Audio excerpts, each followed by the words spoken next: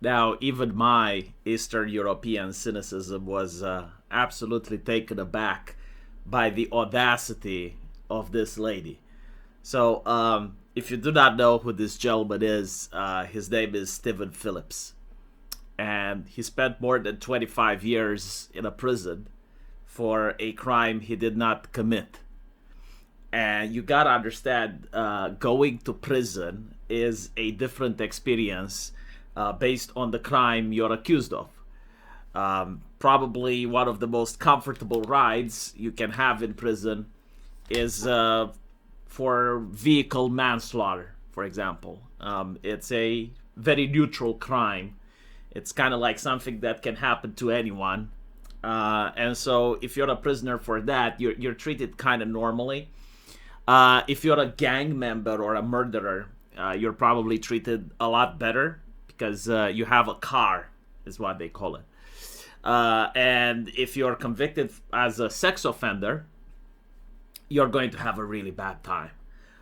It depends on state to state, but in America, you will have people putting hits on you.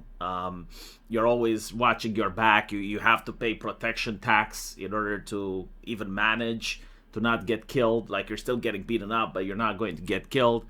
You can choose to get protective custody, which means they put you in a solitary cell where you won't have contact with anyone. But the convicts, they still try to put shards of glass in your food. They put feces or cum into your food. Like, they will try to get to you in other ways, right? Because there's this code of the convict, and crimes that are done against women, children, and the elderly have no excuse. Now, as I mentioned before, you cannot explain your way out of this. So if you happen to be falsely convicted, the other inmates, they're not detectives, right? They're not Sherlock Holmes. They will look at your paperwork, as they call it, and if they see bad paperwork, if they notice you're a snitch, if they notice anything that has a penis to do with your paperwork, they will attack you. And they attack you because if they don't, they get attacked. So it's hell, right? Now, some may say it's justified, okay, but you also have cases like this guy, which I want you to understand, 25 years, right? Like 25 years falsely accused because the DNA evidence pointed to another man who allegedly committed at least 16 other sexual assaults and related offenses while he was in prison. So the justice system failed so bad that they managed to lock an innocent man while the actual perpetrator was free.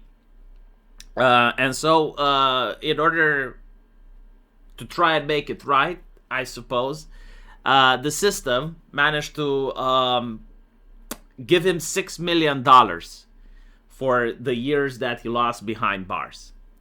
Now, why is this story interesting and why is the title of my video the way it is? Well, apparently this guy had a wife, right? And while he was behind bars, she divorced him.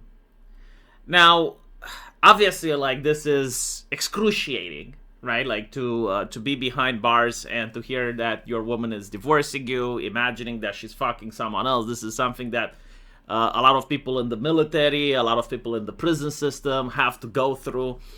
But I gotta say, like, I understand her point, right? Like, if you find out that your significant other is arrested for 25 years for a sex crime, chances are you believe that justice was done and that they may actually have done it.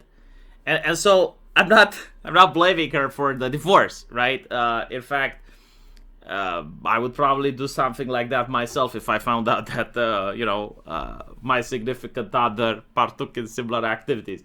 But this is where the interesting part comes in. Now, she finds out that he's innocent, right? So she decides to sue him so that she can get the money out as considered a divorce settlement, right? Because the logic is like this. if he was to earn $6 million while they were married, even if she divorces herself, then she believes that she deserves $3 million of that. And I want you to imagine, like what type of person does this? You know, what type of human being would even consider this? Because like I'm hearing this case, and I'm thinking like, holy shit! Like, can you imagine if it happens to one of your family members, to your son, or someone like that? You know, like I mean, the idea of getting falsely accused, like it can only happen to innocent people, right? Like falsely accused doesn't happen to guilty people just by definition, and so it can literally happen to anyone that's innocent. So I'm thinking like, oh my goodness, like imagine if it was a relative, a cousin, a second cousin, a son, or someone that I know. And then you find out, okay, well, they got free, they got their money. It's like, all right. To be honest, like I would not want to be in his situation. Like I would not want to go and risk 25 years of my life to get $6 million. Like no amount of money is worth that. Okay, like to go through absolute hell in order to get $25 million. So if someone that I know would have gone through that, even if hypothetically speaking I would be legally entitled to have that cash, I would just leave him alone. I would just leave him alone. You know what? I don't want the negative karma. I would be like, well, this man has gone through hell. He deserves it. I'm out. But not this woman. No, like not this woman. So like after she divorced him, and I gotta say, you know, like during 25 years, like obviously no type of relationship is going to remain, right? Because like 25 years, you're a completely different person. So like I'm sure that she doesn't love him anymore. She doesn't care about him. She doesn't know anything. But despite all that, you know, you'd at least be, well, shit, you know, like I guess he was innocent. No, she wanted have that cash, and I guess like this is where the justice system finally did something right and denied her the money. Legally speaking, though, I think she was very close. The way it works, right? Like a divorce means that any money that you make during the marriage is considered to belong to both couples.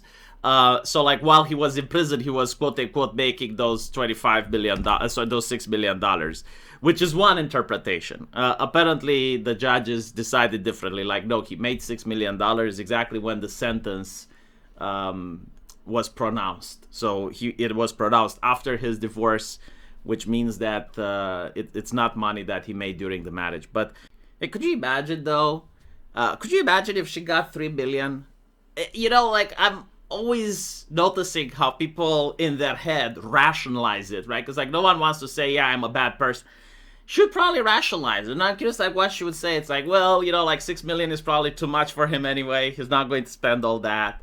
Oh, this is for my pain and suffering. Because I suffered too, you know, like having a husband in prison. Like I suffered as well, so I deserve $3 million. In fact, I'm pretty sure that's the justification, right? Like, he suffered behind bars, but, like, think about me. Think about me being alone at home. Like, think about how much I suffered. Some people, man. It's just some people. Let me know what you guys think, though. And as usual, I will see you in the comment section. Take care.